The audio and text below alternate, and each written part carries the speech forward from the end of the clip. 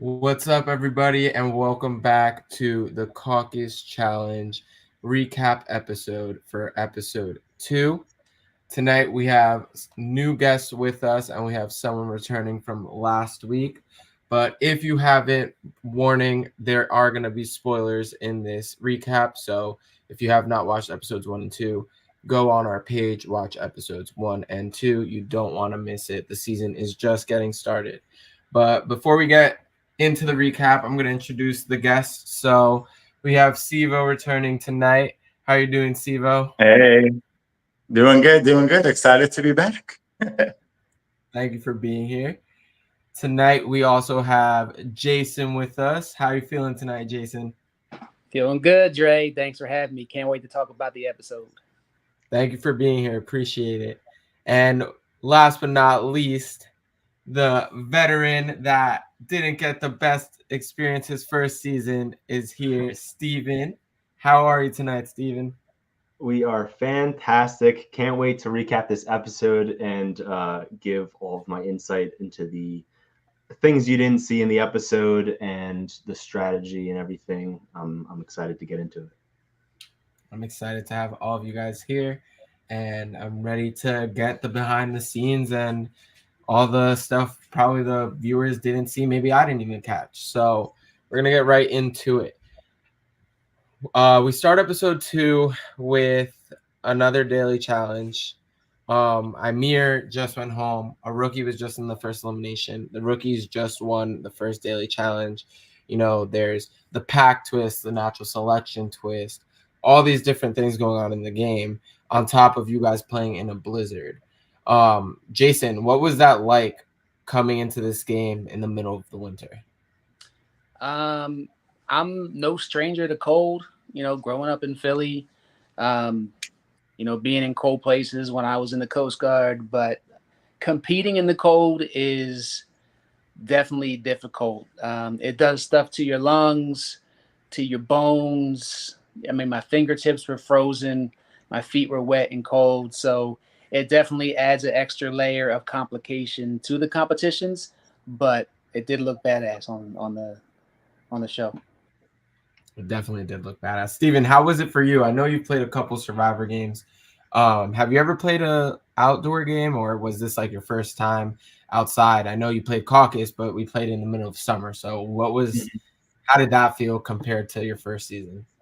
Yeah, I've played outdoor games before, but they're all over the summer. This is my first time in the winter, and it definitely was a lot different than playing in the summer. Playing in the summer is some extreme heat and a lot of sunscreening. So at least I didn't have to sunscreen this time around, but it was definitely extremely difficult. I'm also no stranger to the cold weather, being not only from New York, but also going to school in Boston for 4 years. It's really cold up there. But how cold it was that weekend was very different than what I'm used to. It was like 10 degrees to 15 degrees the entire time. I think there was at one point at night, one of the nights, it was like 5 degrees. So it was extremely cold, definitely very difficult. We were all had so many sweatshirts on and so many layers. So it was definitely very difficult to compete in, for sure. Now, when you guys arrived to the house, obviously you guys were aware it was going to be a cold season. It was going to be an all-guy season. Were you expecting any of the twists? And we'll start with Jason. No, I didn't know what to expect. I mean, I had watched, previous seasons of the Caucus Challenge and knew that Dre Media always had twists and turns. And being a Survivor player, I'm used to swaps and crazy twists and all kinds of stuff. So I had no idea what to expect. I knew it wasn't going to be, a cut and dry, easy alliance filled game. I knew there was going to be twists, but I just had no idea what to expect, but I was excited for it. Yeah. So Steven, how did you feel about the natural selection twist and the pack twist? Moving forward, do you think that's going to affect how you play the game? how were you feeling about the format and the twists? I think the natural selection is definitely interesting. Even though I had played Survivor games in the past, I never actually got to draw rocks for anything. So I thought that was pretty cool that I got to do that here at the Caucus Challenge. But as we saw in the first daily challenge, natural selection did not help me out. We had an awful team, and it was pretty doomed from the start. But it really definitely is going to shake up the game because you don't know who you're going to be paired with. And it could be someone maybe you want out, but you have to work with them to try to win to get safety. And then you also, if you win, now you have to convince them to possibly make you the alpha. And then the alpha hopefully will save the beta and omega from the same team, just like Sivo and Jason's team did. So that is definitely something interesting that natural selection is going to bring into the game, and it could result in a lot of interesting strategic moves moving forward. So, all right, let's get right into the second daily. You guys are split up into 4 teams of 3 by natural selection, and Janice announces that it's going to be 3. You guys are going to be in teams of 3. There's going to be 3 different stations. Each of you must complete a different station, and the team with the shortest amount of time overall will win the daily. When you picked rocks, or let's say marbles, how did you feel about your team? Sivo, we haven't heard from you. So you were on a team with, I think, Jason and Nate. Jason and Nate, that's right. So how did you feel when you ended up on the same team as basically the pack in episode 1? When we pulled the colors and I realized I was with Jason and Nate again, it was kind of really exciting because we were just the 3 winners of the first challenge. And then just to be together again, it was like, okay, we were strong together. We knew what we were doing. And I just thought it was literally pure luck that 3 rookies again got chosen to be on the same team. And from what it looked like, we were probably some of the stronger rookies out of the bunch of us that were there that season. So I thought it was pure luck, but looks like the rocks were on our side that season, that game. Jason, being on a full rookie team, the only full rookie team for this daily challenge, and being the previous winners who just sent in a veteran, does that put eyes on you guys? Does this make it even more pressure to win?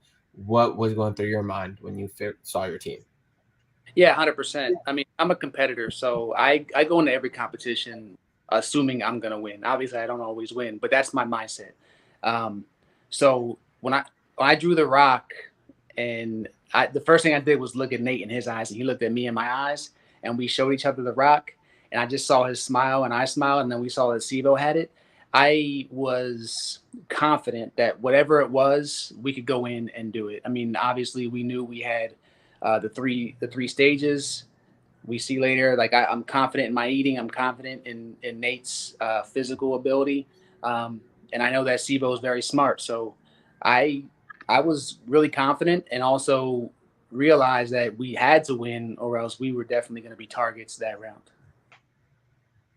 Right.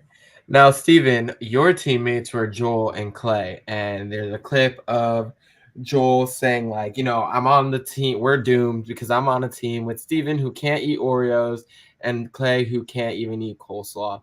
Do you think you had the weakest team there, honestly, or were you guys confident that you had any chance of winning? I don't necessarily think we were the weakest team, but I definitely knew we were at a disadvantage with the eating.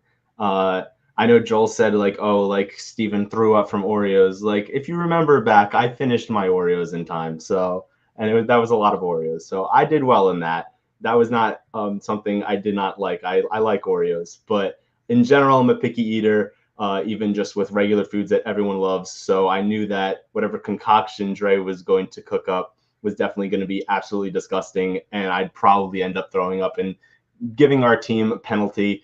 So I was trying to stay away from that. I also know I'm pretty good at puzzles, so I figured I knew Clay had said he's not really great at puzzles. Joel, I didn't know if he was great at puzzles or not, but I did know that Malin really helped with that puzzle in the final that he was in. And also, I knew that when he was in the final, he was able to complete the eating challenge in that final. So I was like, okay, if Clay can't eat and I can't eat, we'll have Joel do it because he's done it before. I'm better at puzzles than both of them, so I would do the puzzle, and then Clay seemed like the biggest guy on our team, so have him do physical because I expected it to be like moving tires from one end of the yard to the other or something like that.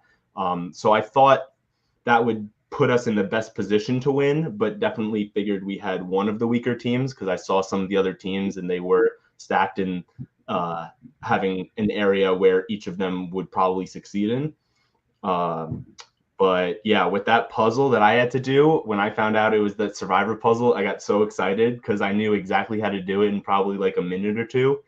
And then when I saw it, I didn't realize that there were two versions of the puzzle. I thought there was only one version, and apparently all of the blocks were different, like connected to different colors than the version that I have done before in a Survivor game.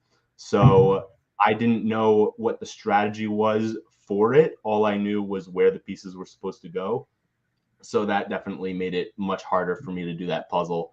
And then with Joel not being able to finish his part, I knew at that last part we were just like Clay was saying in his confessionals, we just wanted to get it done so that we could say we completed a part of the challenge. And with that adjustment we made, we realized we kept aiming, we kept hitting, it kept launching to the left. So I told everybody to have Clay aim, pull back more to the left so it would aim more right. And I moved up a little bit so that it would aim more right. And I think like 3 throws later, we knocked it down, got it done, and so that was really exciting that we at least got one of the parts done. Yeah. So Jason, this question's actually a little bit for both Jason and Steven. Watching the episode back, there's two sides of it. There's Jason's team making that deal, that day one deal with Mike's team. And you see the whole clip that Mike's like, if we win, we keep you safe. If you guys win, we keep you safe. And then it cuts to a clip of Mike saying, like, this is not an alliance, it's more so a deal. And when the time comes, we're gonna have to go our separate ways and strike because of the Secret Six.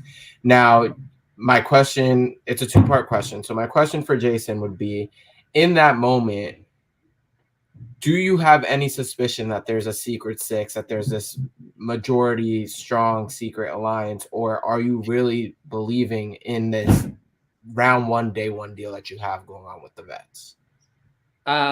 No, I had no idea there was a Secret Six. I did know prior to the season that the vets were coming for me. I didn't know what vets. And the reason I know that is because Joel and I talked on the phone, and Joel let me know that was happening. He didn't tell me about a Secret Six. I had no idea about Alliance. I thought Joel was just being nice because him and I had bonded. But I already knew that I was a target. So I had no idea about the alliance they had. All I knew was I had to make it from round to round and be fluid in who I was working with, who I made deals with, to keep myself safe, knowing that I was either target number 1 or number 2, depending on who you talk to, between me and Nate from the jump. So, Steven, the other end of it is watching this back. We're 2 episodes deep now, and there's all this talk about Secret Six, and you were also in an alliance with these people called the Husky Five. Watching it back and seeing it and reliving it, did you have any idea that was going on, or do you think like, damn, like they really were playing us and they really did like have a bond with everyone, like, and obviously without getting too deep into it, you end up going in this round. So knowing that now, does it make more sense to why you end up in elimination, how the round went? Yeah, it definitely makes perfect sense why I ended up going in this round.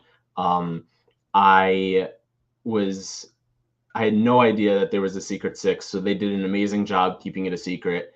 It was honestly genius that they were able to, I don't even know how they were first able to work together because they were against each other in Love and War, but because of that, it made sense for them to work together because I definitely had no idea. I thought Zay and Joel were both going after Kevin and Mike. I knew that Kevin, Mike, and Clay were working together. I knew that Cam, Joel, and Zay were working together. I just didn't know that those two threesomes were working together in the Secret Six. So I thought it was great job by them strategically. But I also, in the moment, was very confused why they would go with the Secret Six over the Husky Five, because I did think that they were going to stay loyal to the Husky Five, at least for the first few rounds. I did not think it was going to last at all, but I did think that we were talking about our best interest was to keep each other safe so that we can get at least halfway through the game. And at that point, everything is fair game. So I did think that they were going to stay loyal. I knew that going into deliberation, I counted up the numbers. There were 9 voters, 5 were the Husky Five. So I'm thinking we have majority, we're all safe. Let's agree on a name, and then we're good to go. And I figured it would be obvious that it was Noah because he was the only rookie left. But then when it was time for deliberation, other than James, the other 3 in the Husky Five, which was Cam, Mike, and Kevin, were all on the couch first. And so I run up to them before anyone comes over, and I ask them, guys, we have majority. Husky Five has majority. Who do we want to vote for? I will vote for whoever you guys want. And they wouldn't give me a name. And that's when I was like, oh, shoot, like the vote can go anywhere. Did I think it was going to land on me? No, because I had a really good relationship with Kevin. Him and I thought we're going to work very late into this game together, and he was going to help protect me as much as he possibly could because I had his back no matter what. And the fact that he voted for me and that he could have, at his vote, what was not shown in deliberation was that I had maybe like a 10-second whisper to him before he voted, talking about how if we vote for Noah, we can still get the rest of the people to vote for Noah, and it will not be on me. But he already knew the game plan going into it was to vote for me. He still had to. I definitely felt betrayed by him.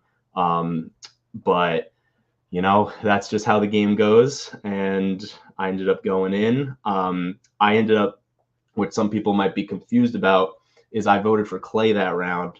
And the reason I voted for Clay that round was strategic in if I was able to go into elimination and win and come back into the house, I knew that the veterans that I trusted just turned on me. So I was going to want to work with the rookies. Now, most people, when they are obviously going in, usually vote for the first person to say their name. But the first person to say my name was Noah, a rookie who I wanted to be able to work with in the next round. So I didn't want to say his name. And so I said Clay's name because Clay was someone who I was not working with in the game. And if I did come back, he was probably going to be the person that I tried to target in the next round. So I figured if I'm already going to burn this bridge next round, if I end up winning elimination, I might as well say his name so that Noah still wants to work with me going into the next round if I survive. So Jason and Sivo, you guys were in the pack. You guys end up winning. You win because Sivo had an advantage to take down 2 minutes of your overall time. Well, actually, before I even say that, congratulations on winning. But Jason, you keep saying that the drink was so good. Everyone else is not having it. So what was so good about this drink? I don't know, man. I just like salty stuff. I like soft pretzels. I put salt on everything. Like it just tasted salty to me. And fish is just salty, and it didn't have any bad taste. Like there was some fish heads and chunks, but like that's like sardines, salmon. Like I'll eat. I don't care. Like it didn't bother me. The only reason why Mike beat me is because I was chewing a lot, and I should have just chewed less. I guess like he said, he's got the throat. So I mean, we saw in the confessional, so he beat me to it. For sure, for sure. So you guys end up winning. Congratulations. 2 times back to back. The rookies are in the pack and basically have control. But with winning, you guys leave Noah on an island being pretty vulnerable, thinking most likely you know how the game goes. A rookie's going to go in. The vets are going to stick together. They just voted in a rookie the last round. When you guys are discussing in the pack, you, Nate, and Sivo, you guys are talking in round 1. You guys were like, rookies stay strong. Let's stay together. Amir ends up going home. Now this round happens. You 3 are safe. Noah's obviously would be like the main target, right? Jason, you mentioned you don't want to throw Cam in again, and Nate was all for it. I already said the name. Let's just go after Cam, like it's less blood on my hands, whatever. So we leave that room thinking, at least I left that room thinking you guys were going to say Cam. What changed and how did the plan change when Noah wasn't the vote? Was that a shock to you guys? Did you guys plot to, let's put it out there, did we plot to get Steven and Jason against each other? How did that happen? And I'll start with Jason, just because I know, Sivo, you were whispering to Nate, but Jason, when Noah wasn't that vote, did that shock you? Did you have any say in this plan? Was there a plan in motion, or was this just a blindside to you as well? No, I had told Nate that I didn't want Cam, and he was like, "Well, it's either Cam or James," and I was kind of on the fence with both, because obviously I was working with James coming into it too, but I also didn't want to throw Cam in twice, just on a personal level. I just didn't want to do that to him. So when we left and walked out, I thought he was going to do Cam, and I told him I would own it and back him, so he wasn't on the island. Like I told Nate, we're going to own it with you. Like whatever it is, I'm gonna take responsibility too, right? And I still don't know what Sivo said to Nate on the hearth there, so I'd love to hear the story. Yeah. So Sivo, take the floor. I know for a fact you were whispering to Nate about throwing James in. So what made you last minute target James, and how did you convince him to do so? So when we were in the room, we were talking about who was what on the board and everything. And then I told them, like Jason, I told Nate, like that's why I didn't want any responsibility. So we made Nate alpha, because I was like, Nate already said a name. That's fine. I don't want that responsibility because I don't want blood on my hands in case someone comes back. So when we get out there and everything, we're talking or whatever. And when we were in the room, like we were trying to figure out like who to pick or whatnot. So when we go out there, we're sitting down. And when I whispered to Nate, I was asking him, like, did you decide who you're going to choose, either Cam or James? I was trying to figure out if he decided who he was going to pick, because I was like, I got to back him up regardless. So I was telling him, like, I got your back, just like in the room. I stopped myself in the conversation. I was like, whatever you guys decide, I'm going to respect that. And that's why for part of it, you just see me sitting there quietly agreeing with them. So I was trying to see if he was going to tell me who he was going to pick. Because if it was going to be Cam, it was like, okay, cool. Like, he went in once, but I would have felt bad because we did send him in, and then we did speak to him after. And then if it was going to be James, shit, people are going to think that I set this whole thing up, which I didn't. It wasn't my idea. So I was just trying to figure out if he knew who he was going to say, but he didn't tell me anything. He just sit there and was like, this is what I'm going to do. I low-key think he just made that decision in like 5 seconds in the moment. I don't think he knew. I really thought he was going to put in Cam. Right. I thought that's what he was doing too. And that's why I was trying to figure it out. Like if he knew anything, but he didn't answer me. Yep. So can we clear the air for the viewers, for the rest of the cast? Was this a plan in motion to strike at James and Steven, or was this a blindside really to everyone off the whim, and it was just the cards that were dealt? I think it was blindsided because we didn't know Steven was going in. And Yeah. I honestly was under the impression Nate was going to pick Cam again because he already, like he said, I already said Cam's name. I don't have an issue throwing him in again. Less blood on our hands. So I thought Cam was going in, and we thought it was probably going to be Noah going in for the other side. We didn't know that they were going to pick Steven. No, actually, I actually asked Cam last night, why did y'all vote in Steven? And he was like, I don't even know. I still don't. I'm still shocked by it, honestly. Like that was not a constructed plan. I really thought it was going to be Cam and Koa that round. That was wild. I don't know why that happened, but I'm still waiting for answers. So maybe somebody in the Secret Six can, because again, we didn't talk about who to put up. We didn't do any strategic talk with that side. Like when we made that little handshake deal, that was like, just keep us safe. We didn't talk about who we're putting in, who they're gonna put in if they win. Like none of that talk happened. It was just like, hey, are we cool? We cool? Yep. All right, let's keep it moving. So there was no strategy talk at all. So we have no idea. I think when we first started that round, when we were talking about Kevin, Mike, and Zay, they just say keep them safe. So we said we'll keep them safe if we win. They would keep us safe if they win. And that's why you see us shaking hands and blah, blah, blah. And that was really all we spoke about. So in that sense, and then we were thinking, well, we still going to keep the rest of the people who are on a team round one safe. But I don't really think those people were more forefront that round. I think it was just the 6 of us who were downstairs going first. That was in our heads. Okay, keep those 3 safe. They'll keep us safe. And that's really all that we spoke about. Yeah. So we have a comment here from Kevin. It says Cam not knowing but having the biggest target on Steven's back. So I want to address that too. I feel like, without giving too much away from the season, obviously, the Secret Six knew what they were doing. From my standpoint, watching the game, it really came down to the cards that were dealt. If you look at the people that are available for elimination, there is the Secret Six. The 3 people that they made a deal with are sitting in the power seat, so they can't be touched. And then there's 1 rookie that is not being touched. Now, without spoiling too much, clearly Koa has something going on with some of the vets or all of the vets or the Secret Six, right? Because if not, the obvious choice is to send them down. But from my point of view, where I'm standing, Steven was already on the outs, and striking at James before Steven is wild to me. So like they probably didn't want to make that move too early. And Steven, you were the expendable vote that round.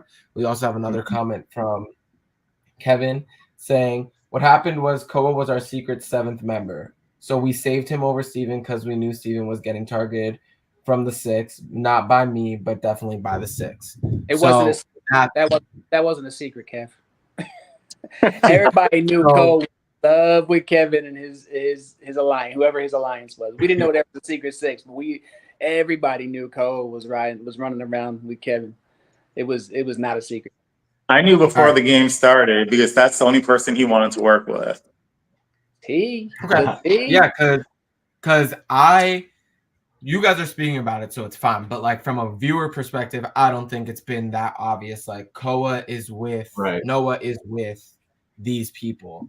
That's, I think. Go ahead, Steven. So the way I heard about why I was voted in that round, and Kevin was telling me about this, how for the people that were voting, like you said, Dre, there was the Secret 6, and there was 3 more people, James, myself, and Noah. Kevin had told me on the couch in the middle of voting that he did not want to do another rookie back-to-back. Was that the true reason? No, it was because Noah was obviously working a little bit with the Secret 6. But they were not going to throw in the rookie. So now it had to have been a veteran. Because the Secret 6 were not going to vote each other in, it was James or myself. And what I heard from reasons why the Husky 6, which it originally was, would want to maybe turn on each other was because there was a little bit of distrust between James and Tello and distrust between Cam and I. because Tello's no longer in the season, James no longer has that distrust with anyone. So it made sense for the Secret Six to go after me because I did have some loyalty issues with Cam. So they wanted to try to get that out of the way so that maybe they could still work with James. I don't know if that was the reason, maybe they thinking that they could still work with James after that. But I think they did it because of Cam, because Kevin said, and I think Mike maybe said also, that in their Secret Six group chat, Cam had said that he did not trust me and that he wanted me to be one of the earlier targets. So I think they just went with that plan. Yeah, I think it's very clear in episode 1, you and Cam both are saying, you know, like, I don't really trust the other person. And if I strike, or if this alliance gets broken up, it's going to be because of me striking. And Cam made a comment like, Steven, you were the first boot last season. If I get power, you're going to be the first boot this season. So I think, 1,000,000% you and Cam had no loyalty to each other, even though you guys went in there saying you guys were in an alliance. But I think if either of you got that power position early on, you would have striked. Yeah, because can I say one thing? Yeah, go ahead. Yeah, and then I'll say something. So after. real quick. So I think it was before that deliberation started, after we found out who won. Kevin did tell me, I don't know if Jason was there or Nate was there. He did say that they don't want to go against all the rookies, so they were going to throw in a vet. He gave us that much, but he didn't say which one. So basically saying we don't want to make it seem like we're targeting all the rookies in that sense. So he did say that to me and someone else. I just don't know who the other person was. But he did kind of say that, but I just didn't know who they were going to target. So I was like, okay. Continue, Steven. Okay, gotcha. Yeah, so with Cam and I think Cam maybe didn't trust me 100% because of the fact that in the first round of season 16, I did try to get him thrown into elimination against me because I figured Cam and Choice were the easiest team that could have had a possibility of getting thrown in, that we could have beaten in a physical and mental challenge, because just looking at the size of Madison and I versus Cam and Choice, we felt like just size-wise and strength-wise, we would be able to beat them in physical. And mentally, we saw that they struggled with the puzzle in the first challenge. So we didn't really know much about their puzzle skills, but we know they timed out in the first puzzle. So we thought, oh, maybe we can beat them in a puzzle. So that's why we wanted to target them, not because we didn't want to work with them. However, we did drive Cam and Choice to the field the first day of season 16, and we tried for at least half the ride to talk to them about who are they feeling comfortable with, who do they want to work with, like, let's make a plan, like, let's keep each other safe, like, let's form an alliance, a bunch of strategy talk, and none of it was reciprocated. All they were saying is, like, it's going to be fun, let's go have a good time, I'm excited to compete in these challenges, but never agreed to anything that we were trying to solidify with them.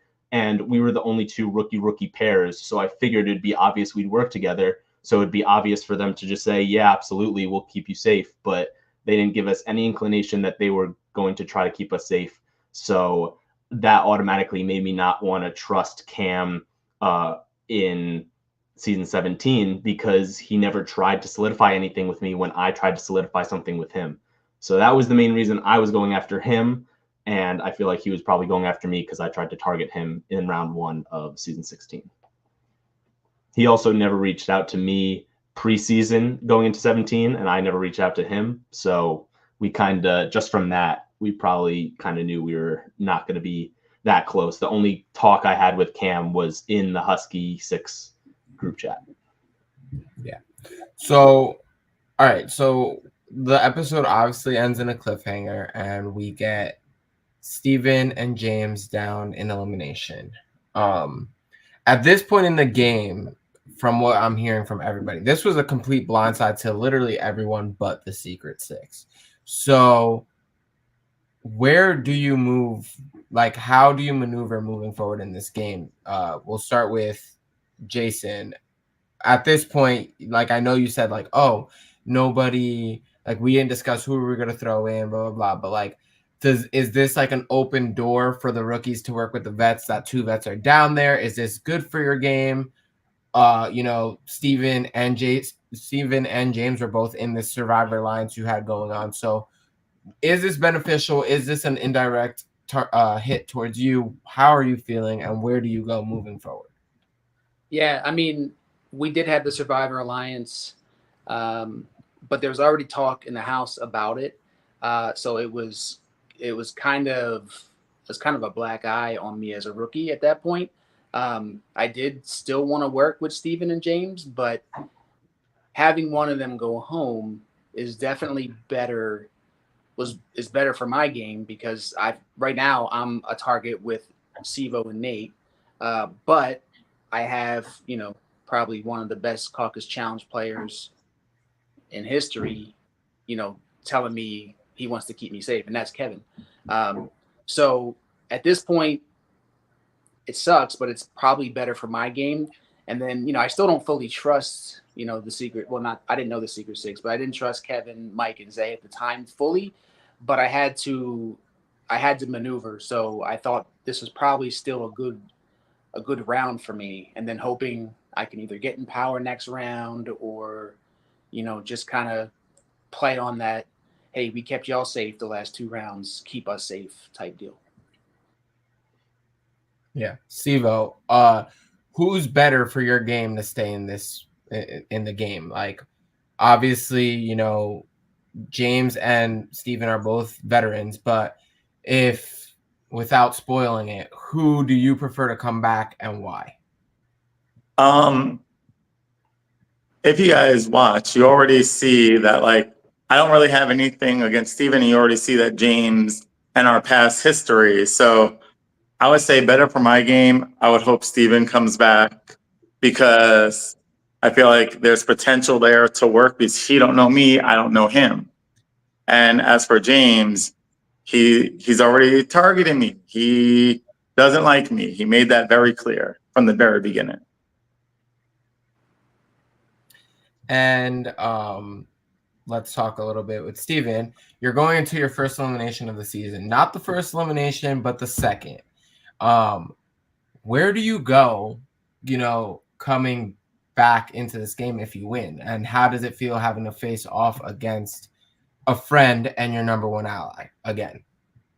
Yeah, it was definitely tough having to go against my number one ally yet again, because in season 16, I went against John V, who was my number one, and Taylor. And then this season, now I'm going against my number one, James, and both of them extremely early on in the game. So that really hurt, knowing that if I did end up coming back from this, I would have lost someone who I 100% trusted in this game. But I was still happy that I had Jason in the game, because even though I had James higher than Jason in terms of my allies, Jason was practically like another number one to me. So having him in this game still, if I was able to come back, I would definitely try to work really closely with Jason.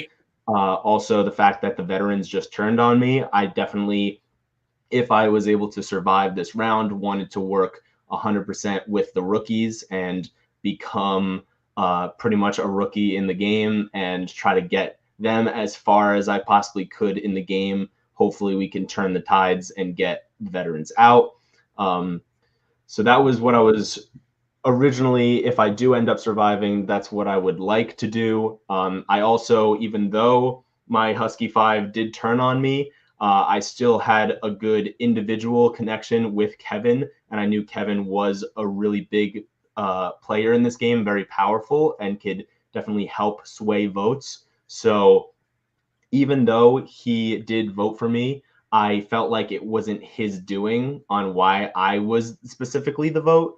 And so I figured I could hopefully next round, if I was able to survive, talk to him and let him know that I am not upset and that I still want to work with him, and hopefully he can help me get further in the game, because obviously he was in the loop and I wasn't.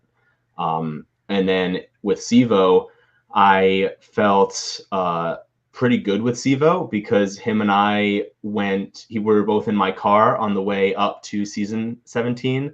And so we played some trivia, had fun listening to tunes. We had a great time. And even though we never solidified an alliance, I felt like because so many people seemed to be targeting him on night 0 when we first got there, I didn't think he had many allies backing him up besides the rookies. So I wanted to be someone who would, if I had power early on, make sure to keep him safe, because he was always going to be a shield in front of me, because everyone would want to keep targeting him, and hopefully that would give me one extra round in the game. So I was hoping to keep him safe, and if I do end up getting out of this elimination, I would also try to work closely with him and solidify something with him. And So obviously, Noah also, because Noah and I actually had a day 2 pact. We were the day 2 buddies, where we both said we really want to make it to day 2. Whatever happens after day 2 is fair game. But if we can try to keep each other safe for at least the first day and not say each other's names, then we would both be able to make it to day 2, because we had not at that point ever made a day 2 in an LRG. So we wanted to get there together. So we made that pact. I was also a little bit blindsided by him saying my name first, because he obviously either was in on the plan or he just didn't know who to vote, and he voted me. So I was kind of shocked by his vote, and I did feel so blindsided that I wanted to say his name, but I figured it would be strategically better to say Clay instead of Noah, so that I can, if I come back, work with him and the rookies to hopefully get a veteran out the next round. Yeah. So again, we end the episode. Episode 2 is a little shorter than the premiere, but it ends in a cliffhanger. So before we go, I do want to ask some questions that were asked by viewers in the past 2 episodes, and just questions I have for myself as well. So I'm going to start off with Jason. A question that people were asking, and even myself, watching it back, do you think you made the right choice saving Sivo? And do you regret that in a sense of Ymir going in and now going home? No, I made the right choice. 100% made the right choice. And it was a little bit because I felt bad about what happened and he got me. I tease you a little bit, Sivo, but it's also because I knew you had an advantage. And if I saved you, that advantage could be, I could potentially leverage that advantage, because I know that you felt like you were kind of on an island, and now you're in with me and Nate, right? And you have a home. And then we have that advantage together. Obviously, I didn't know what was going to happen in episode 2, that we ended up all being together and using it. That was best case scenario. And I didn't really know what the advantage was. I just knew we had one, and I was like, we need to keep him close, because that advantage could help us. So I did not make the wrong decision. No. Yeah, definitely. I think you played your cards right, at least right now, because you ended up being safe once again. So thinking outside the box and thinking a couple steps ahead of everybody definitely worked out for your personal game. Sivo, with whatever you're willing to share, a lot of people are wondering, like, what is the drama between you and James, and why was he trying to target you so early on?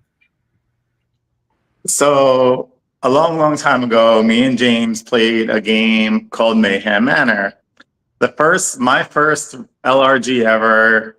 I had a partner who didn't like one of his friends, so we got pushed into the first elimination. There was 4 people out that round, so I was the third one in that group eliminated, and yeah. And then the next season I came back again, so I was like, why not give it a try? I won that first challenge with James and someone else, so we were in the inner circle, it was called, or something. Then the second round,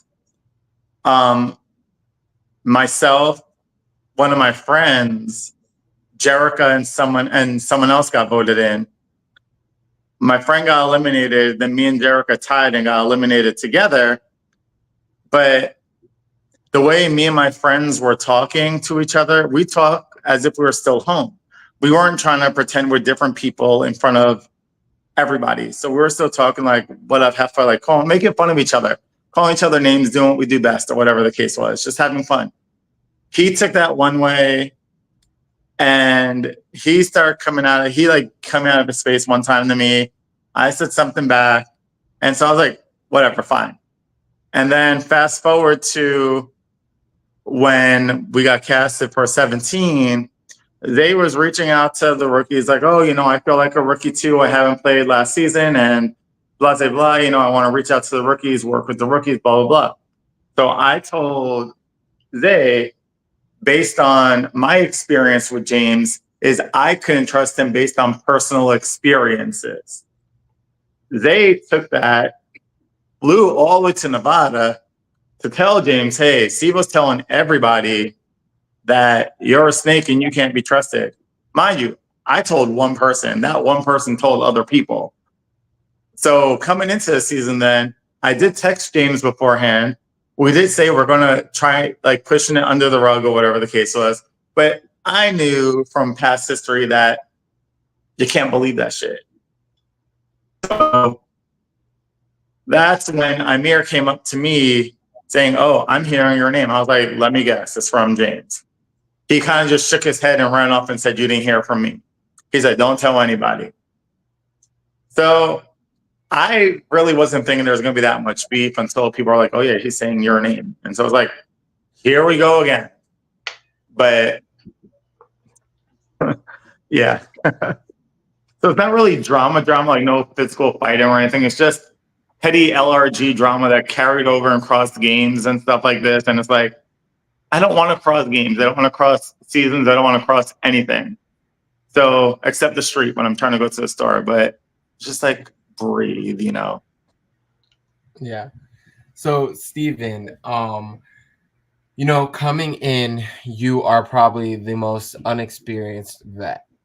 What do you have on the line? Like, I know a lot of people, there was a couple questions asked for you. So my first question personally for me was, what do you have on the line coming in as first boot and like basically the least experience as a veteran? So coming in with the least experience is definitely tough because I still kind of don't know what to expect. I had only been able to play one daily challenge, couldn't even get past the first station, so I wasn't able to try the other stations. And then the puzzle was one that I knew I could do well. I finished it super quick, but Taylor finished it even quicker. And with the Oreos, I was able to finish. Unfortunately, Madison wasn't, so we had to go into elimination. So the fact that the first season I didn't really truly get to play, I was really excited to be able to play 17 and was really hoping I can make it far in the game because I did not want to be a Caucus Challenge early boot twice in a row. That would really stink. So I was trying my best to make good alliances with people and get myself in a position where I could hopefully be playing this game for a while. I was hoping that the pity card could be played for a little bit longer so that people wouldn't want to throw me in and make me another early boot, but obviously they didn't care. So I ended up going in again. But I mean, this season really for me is all about redemption. I knew that I was a great social player and great physical player, great mental player going into 16. And I didn't really get to show what I was made of and what I can truly do in this game. And so coming into, I really wanted to get the invite back to 17 because I wanted to prove to everyone that I really do have what it takes and to do really well in this game. So that's why I came back, and the entire season going into the season for me was just to try to get redemption for going out early and hopefully show everyone what I can truly do. Another thing that I just thought of that had to do with the episode was when I got voted in first by Noah. We had that day 2 alliance, so I went up to him really confused why he voted for me and asked him why he voted for me, and he said that he heard that was going to be the vote.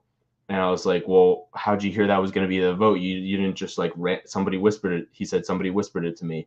I was like, well, all right, well, who? he finally gave up that he said it was Zay who told him that I was going to be the vote and to vote that way.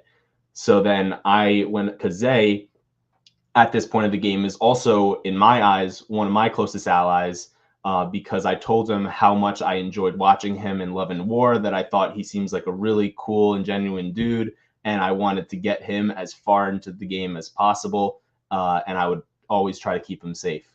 So when I found out this from Noah, I ended up confronting Zay about it, and he was shocked because he said that he absolutely did not say that I was going to be the vote.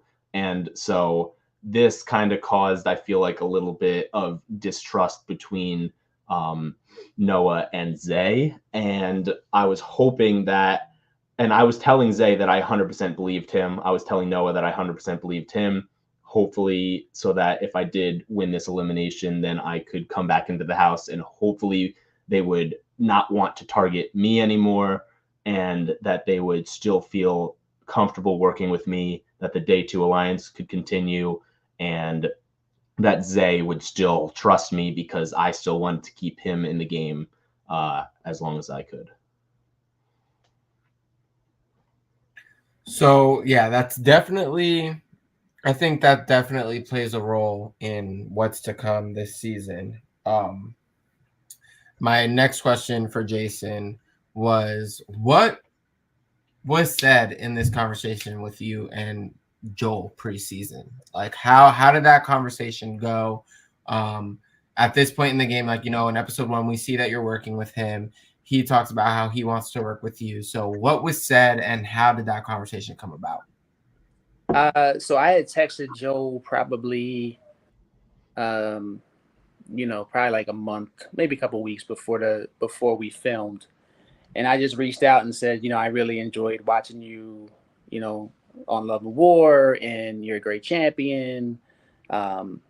You know, my wife loves you. We watch together.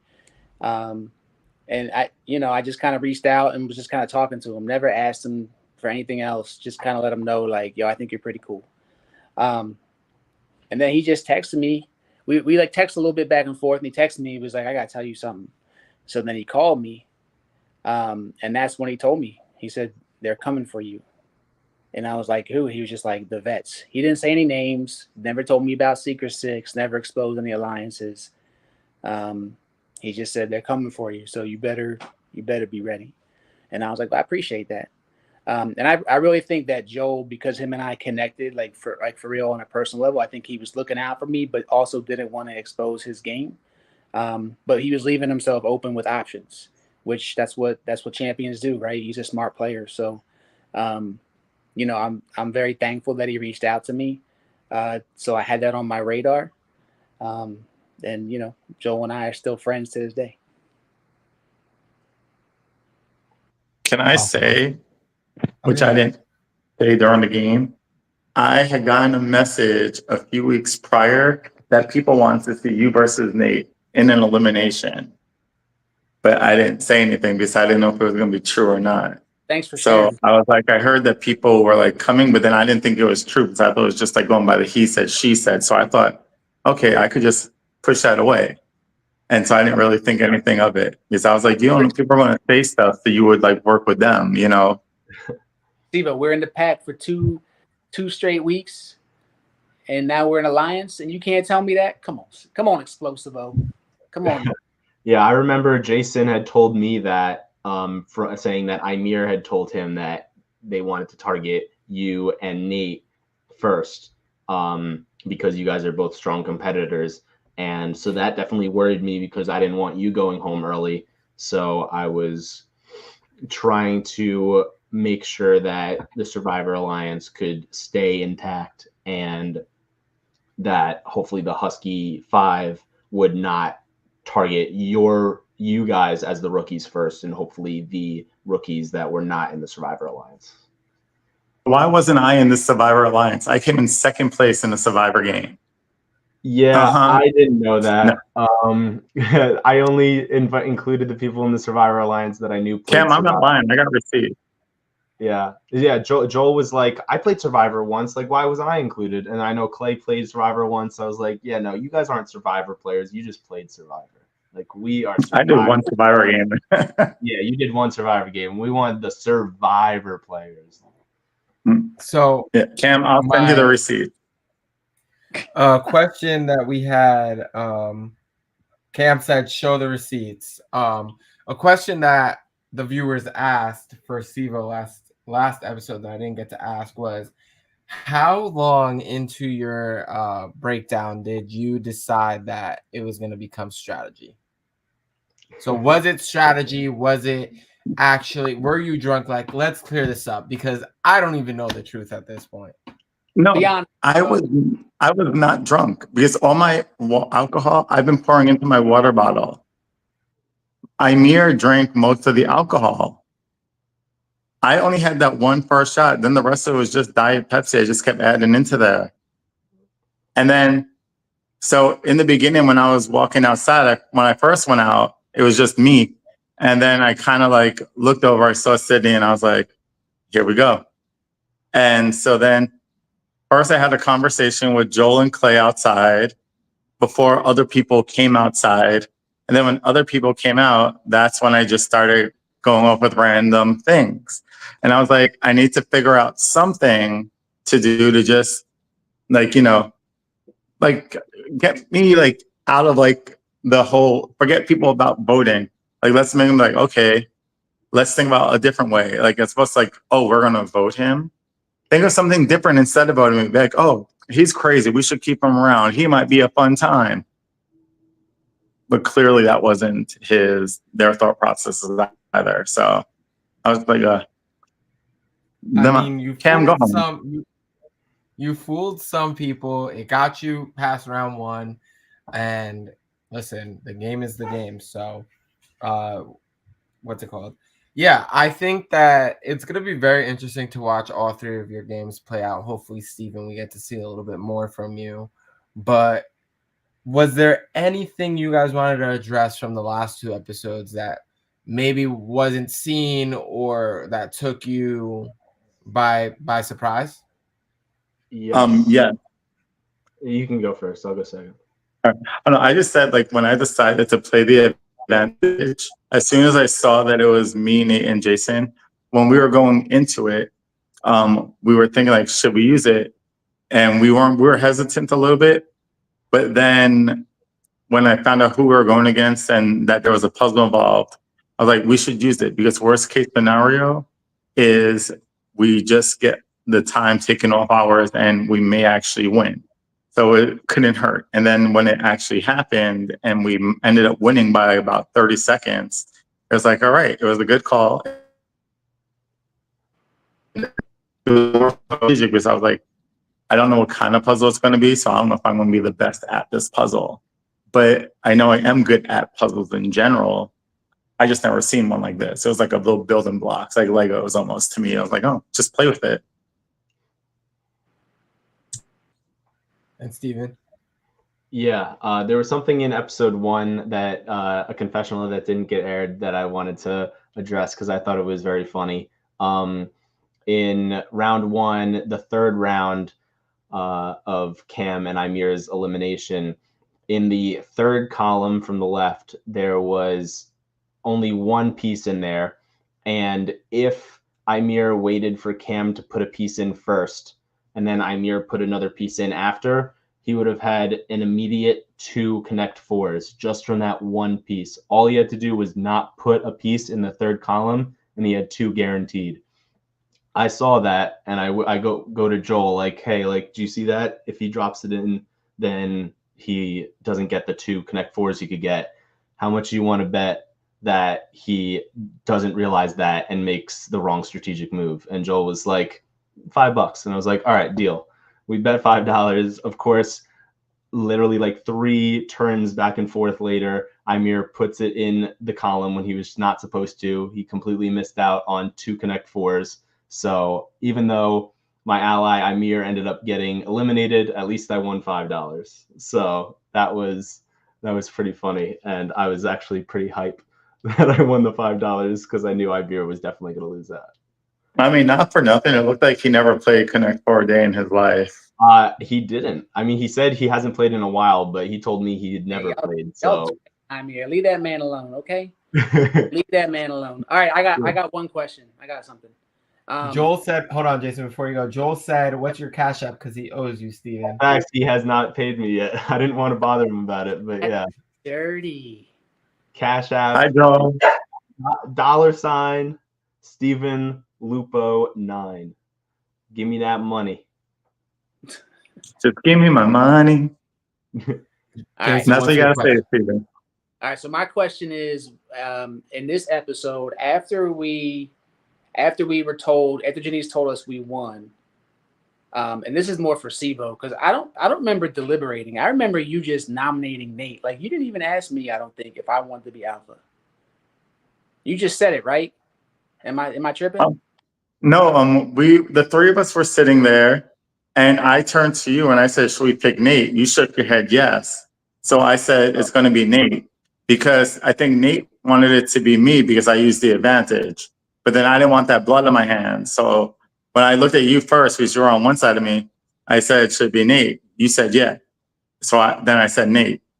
Well, didn't you guys have to vote anyway?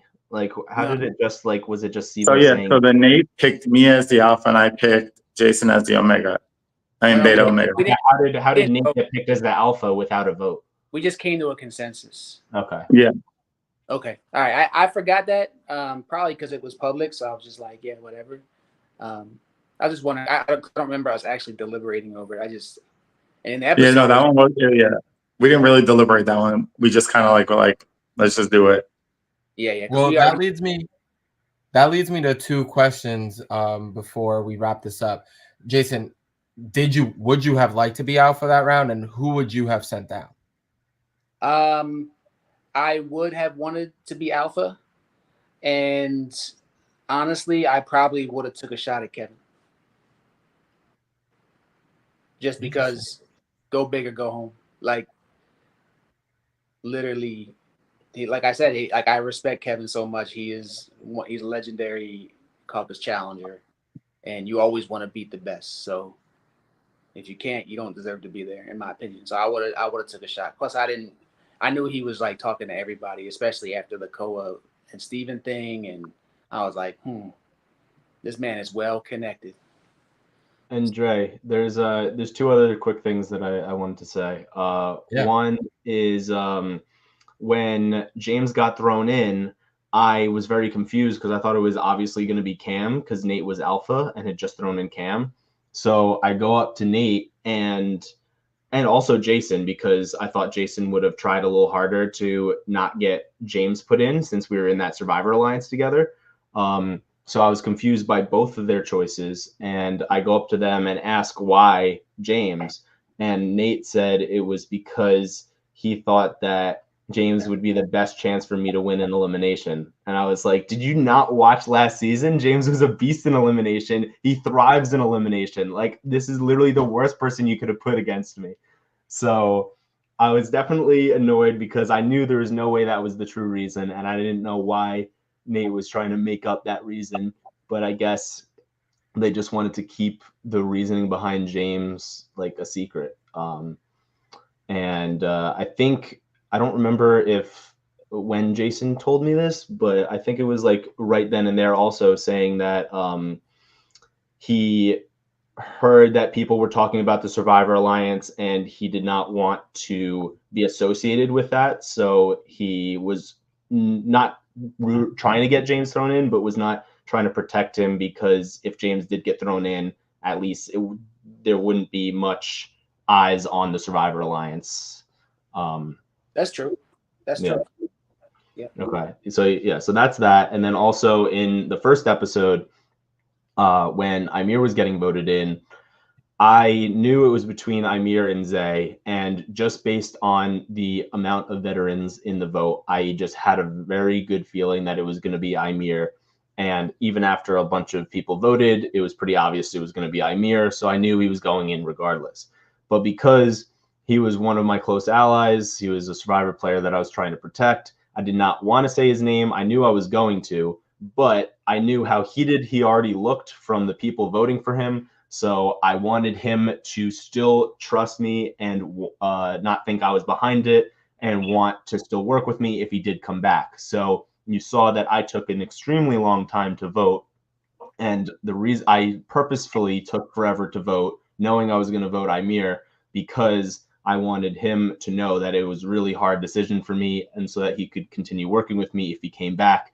But in reality, I was totally okay with putting him in because it was already going to be him. So why would I say someone else's name and have them mad at me when I knew he was going to have the majority anyway? And I had also heard many rumblings, mainly from Jason, but from other people too, that he was spreading that there was a Survivor Alliance, or he was asked in the car with Kevin and Clay, I think. He was asked, "Are you a part of the Survivor Alliance?" And he didn't say yes, but he also didn't deny it. So I think that made people kind of weary of maybe there is a Survivor Alliance. And that also made me kind of okay with Imir going if he did get eliminated, because I didn't want him out that early, but I knew that he probably would be the first one out of the Survivor Alliance that we eventually had to vote in, because he was, spreading a lot of stuff about the alliance, and we didn't think that was good for an ally, but we knew he would have our back, so we wanted to protect him as long into the game as possible. Can I just say something real quick, Jay? Yeah. I know Steven likes to talk, but let me just get it in here real quick. Look at all the chaos these three rookies are causing in the first two episodes of the Caucus Challenge. All of this veteran drama and all this tea and going after each other and voting each other. Look what the rookies are doing so early on. We love to see it. I think this is the first time since, what was it, Worlds Collide, that we're getting a really strong rookie class. The rookies definitely came to play. I mean, it's an all-male season. The stakes are high, and I wouldn't expect anything less from you guys. So I'm impressed. I think, watching the first two episodes, I think that the season, looking at the season, it's very easy to be like, rookies should go first, let Kevin get to the end, let the champs skate by. But like, I think from my personal experience, without giving too much away, I think that nothing has been predictable.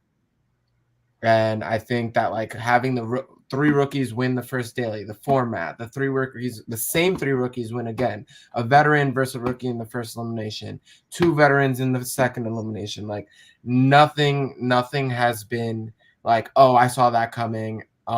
Even I feel like within you guys, within the cast, like getting to relive it and getting to rewatch it, a lot is coming to light. And I think the cool thing is that you all, whether the moves were made against you or not, can respect like, oh, that was good gameplay, or this was actually really cool, or I had no idea this was going on. So I think that the season itself is going to be a good one, and it's already going off to a good start. But before we wrap it up, we are going to play a little game, and I'm going to ask you each one final question. So the question is, it's called rapid fire. So I ask you the question, and you got to tell me your answer immediately. If you take too long, the question gets skipped and you don't have an answer. So we're gonna start with we'll start with Sivo. Sivo, at this point in the game, if you're alpha, who do you send in? And if you go in, who do you want to face? All right, I send in Steven. And if I go in to face somebody, looking back, I would probably go against Steven. Oh, okay. So is there an explanation why? Give us a little tell me a little bit why. No spoilers, just tell me. No spoilers. Just this drama. Damn. Just because watching his first season, I was like, oh, he didn't seem that strong. He didn't seem like he didn't seem like he had the ability. So I was like, okay, like that seemed okay. He was first in, first out. There you go. So I thought, why not? Makes sense why you would want to face me, but why would you want to throw me in that early? Because I did tell you I had your back. I know, but then so did all the other vets. Who am I going to believe? The rookies or the vets? I believe Jason and Nate. Those are the only two rookies I believe. Yeah, but James is still in the game at this point. I mean, not Jason, not James. Sorry, Jason and Nate. I believe them. They were the only two rookies. Why throw in me instead of James? Oh, because I know if it came down to anything that had to do with something smart, I know James is good at that stuff. I know I'm probably better at like more so like if it's like going to be eating or something, maybe like a drinking competition. I don't He said know. light work, But- bro. Light work, Steve-O. That's what he told you. Yeah, light Even work, light light work, work. Steven. Light work. All right. Steve-O, Light that's work. all. Oh, baby. We'll see. Okay, Jason, let's move on. If you're the alpha, who are you sending in? And if you're down there in the den, who do you want to see against you? All right, so I already told you if I was alpha this round, I'm sending in Kevin because you got to take a shot at the best if you want to be the best. And if I'm dragging in somebody, I'm dragging in Kevin because, again, if you want to be the best, you got to beat the best. And it's all out of respect and love. But that's the type of competitor I am. Like, I don't want no light work like Sivo, okay? I'm trying to go for the big dog, so that's what I'll do. All right, I respect that. I respect it. And last but not least, Steven, if you come back into this game, who are you sending down? And if you're back in elimination, who are you hoping to face?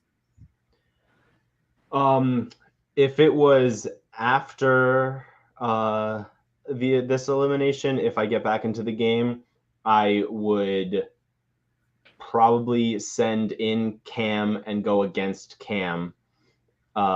If it was before this elimination and I was this alpha, I probably would want to go against Cam, but I would probably throw in Nate because I knew Nate was a tough competitor, and if I showed my loyalty to the veterans, then that would help me get further with the Husky Five, because at that point I thought we were still tight and still going to work together.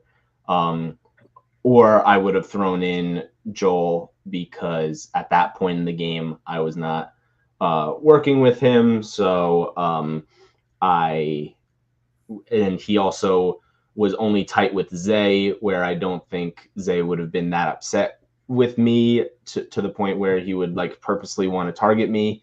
But if I threw in Clay, I think Kevin and Mike would be very pissed off, and they would want to turn on me and the Husky Five. But because Zay was not part of the Husky Five, I didn't think it was that big of a deal to throw in Joel. So because Clay, Joel, and Nate were the people I was going into round two the least loyal to. Sorry, I'm changing my answer. I forgot Zay was playing. So I would choose Zay. I forgot Zay was playing. My answer is Zay. Too late. You already Too late. Yeah, all right, late. guys. So that wraps up tonight's recap. It was a pleasure having all three of you. The season is just getting started. We're gonna wrap it up with this. Jason and Steven, what should the viewers expect? I know I asked Siva this last week. So what should the viewers expect from this season without any spoilers before we go? We'll start with Steven. You guys should expect some intense gameplay and some great elimination battles. Yeah. And Jason?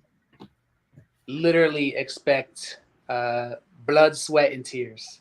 It's going to be a wild ride. Tune in because you have no idea what's coming. For sure.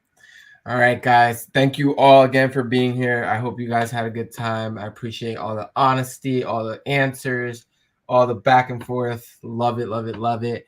Tune in every Sunday at 7 p.m. to catch a new episode of the Caucus Challenge, Leader of the Pack. And this is Dre signing out. We will see you next week. By the way, before I go, I do want to mention we have a one-day game coming out. So check out our Instagram at the Collision DMP on Instagram, and make sure you're following at dmp.series on Instagram as well. Again, have a good night. Thank you for all the love and support. Until next week, guys, it was a pleasure. See you guys.